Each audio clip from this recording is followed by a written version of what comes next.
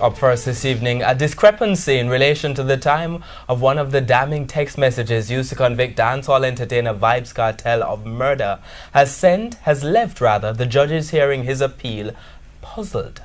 One of the defense attorneys in the case revealed the anomaly as the first day of the hearing of the entertainer's appeal got underway. The three-member panel, Court of Appeal President Dennis Morrison, Justice Patrick Brooks and Justice Frank Williams, is presiding over the matter. TVJ's Vashon Brown was in court today.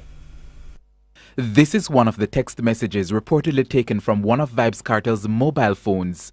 Between me and you, a chap will chop up the boy lizard fine and dash him away now. As long as you live, them can never find him.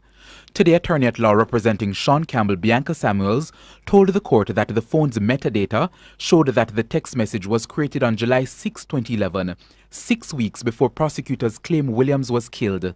What that reveals, because the past tense is used in the text message, so what that reveals obviously is that there was some tampering and usage of the phone to create a text message somehow that came before that was prophetic in some way as to the death, or alleged death rather, of Clive Williams. Ms. Samuels says this left her puzzled.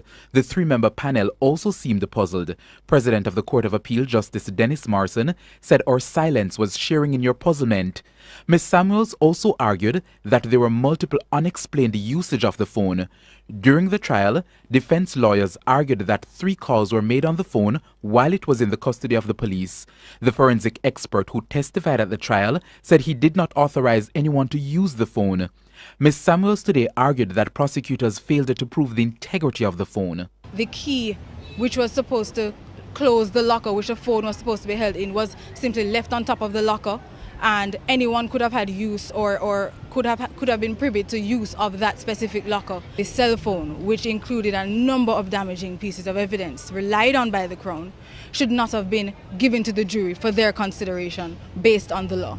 Now, the other matter raised in court today was prosecutorial misconduct. Lawyers raised concern that the jury was allowed to deliberate, despite the court hearing that one juror was trying to bribe other members of the jury panel. The Director of Public Prosecutions, Paula Llewellyn, was under scrutiny. Attorney at law Bert Samuels, who is representing Sean Campbell, accused the DPP of aiding and abetting an attempt to pervert the course of justice. It was brought to the attention that a man sought to bribe the jury. The learned DPP said the judge should keep him and just give the normal warning. Don't refer to the fact of any bribe, and just let him deliberate. And at the same time, the same evening, she took statements and sought to have him charged for perverting the course of justice. So the net result is you knowingly cause a man who is perverting the course of justice to sit on a trial for a citizen of Jamaica when he's a briber, and then you seek to try him in half a tree thereafter. If that is not prosecutorial misconduct. The Court of Appeal ruled last week that it will accept new pieces of evidence in the case. The three-member panel heard some of the new evidence today. That round we won last Monday has borne fruit today, because we now have before the court a statement by Mr. Chow, the star witness, that he reached Swallowfield at 8 o'clock in the night. And that, in his testimony, he reached between 5 and 5:30 during August. The public knows that 5:30 in August is broad daylight. Kartel is appealing the life sentence imposed on him in 2014 for the murder of Clive Lizard Williams. 3 other men, Sean Campbell, Andre St. John and Kyra Jones, were also convicted for the murder. The appeal continues tomorrow. Vashon Brown, TVJ News. Kartel declares his innocence. My hands are clean of Clive Williams' blood. That was the declaration of dancehall entertainer Vybz Kartel in his unsworn statement at his murder trial in 2014. Kartel, whose real name is Adidja Palmer, said, "My lord, my hands are clean of Clive Williams' blood, if, indeed, Clive Williams is deceased." He said there was a group of persons conspiring against him and his friends. He referred to then National Security Minister Peter Bunting, who, he said, took his music and image to the United States, claiming that Vybz Kartel's lyrics, "My Lord," is glorifying scamming. The dancehall artiste had said that Bunting said that there were 4 essential elements mashing up Jamaica and I was one of them, my lord. Kartel said the statements were prejudicial to his case. He said he was heavily tattooed and he bleached his skin, but that was merely superficial because that was part of the persona of Vybz Kartel, not Adidja Palmer. The Crown had led evidence at the murder trial that Williams was beaten to death at Kartel's house at 7 Swallowfield Avenue in Havendale, St Andrew, on August 16, 2011. It is alleged that Williams was beaten over 2 missing guns. The body has not been found. The metadata for one of the damning text messages which prosecutors used to convict top entertainers Vybz Kartel and Sean Storm of murder was created 6 weeks before the victim's death, one attorney has told the appeal court. Bianca Samuels, one of the attorneys for Sean Storm, was referring to the text message reportedly found on one of the mobile phones taken from Kartel, in which it was said that Clive Lizard Williams chop up fine, fine. Samuels was making her submissions in the appeal filed by the 2 entertainers against their conviction and prison sentence. She said evidence presented during their 17-week murder trial that ended in April 2014 showed that the metadata was created on July 6, 2011, 6 weeks before prosecutors claim Williams was killed. Samuels noted, too, that there was evidence that the mobile phones taken from Kartel were used while the instruments were in the custody of the police. "This one has left me puzzled," said Samuels, who along with Izzet Buchanan and Dania Allen, represent Sean Storm. The panel of 3 judges hearing the appeal appeared surprised by the assertion. "Our silence was sharing in your puzzlement," said President of the Court of Appeal Justice Dennis Morrison, who along with Justices Patrick Brooks and Frank Williams, are hearing the case. Samuels said this raises more than a reasonable doubt about the integrity of the evidence, which should not have been put to the jury. The 3 judges hearing the Vybz Kartel appeal have been urged to set aside the convictions and life sentences. Attorney at law Bert Samuels, who is represented on of the convicts, Sean Storm, asked the appeal court not to order a retrial. According to Samuels, the case is rife with multiple deficiencies, and these defects are incurable.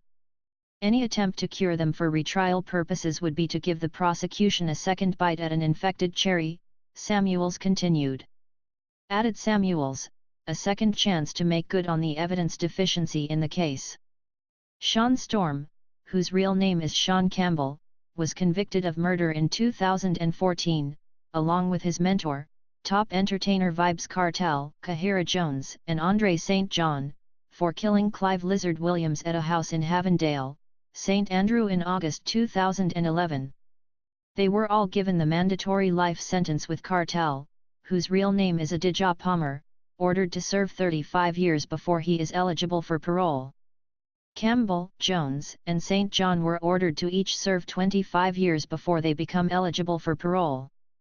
Valerie Nada Robertson, the lead attorney for Vybz Kartel, is now presenting her legal arguments.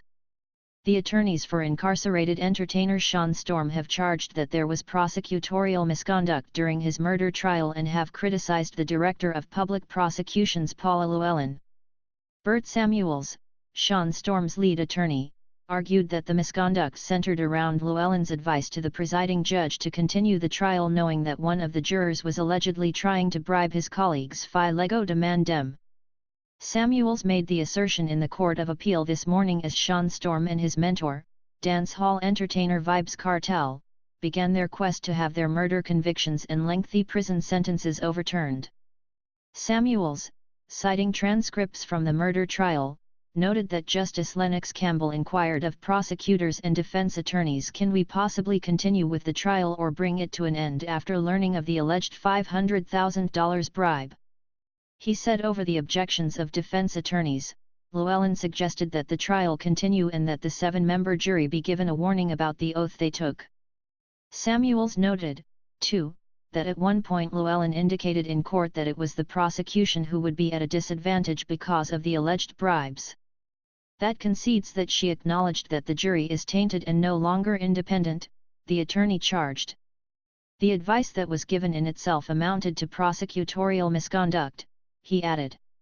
Sean Storm and Vybz Kartel were convicted in 2014, along with Kahira Jones and Andre St. John, for killing Clive Williams at a house in Havendale, St. Andrew in August 2011.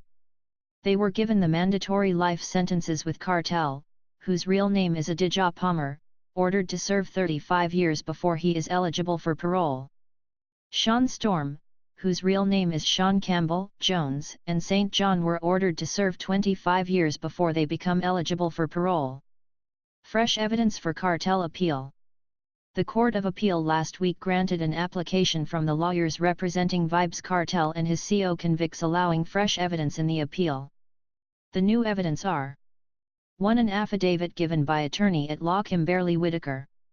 Whitaker's affidavit includes the statements of 2 jurors who served in the entertainer's 2014 murder trial. The 2 statements are part of the evidence in the corruption trial of another juror who allegedly tried to influence the 7-member panel to free Kartel and his CO accused. 2. A handwritten statement by the main prosecution witness and an affidavit of murder convict Sean Storm. It conflict the accounts of the location deceased at the time of the murder. 3. Affidavit by Sean Storm about his being excluded from discussions in chambers during the trial about alleged bribery attempt by a juror.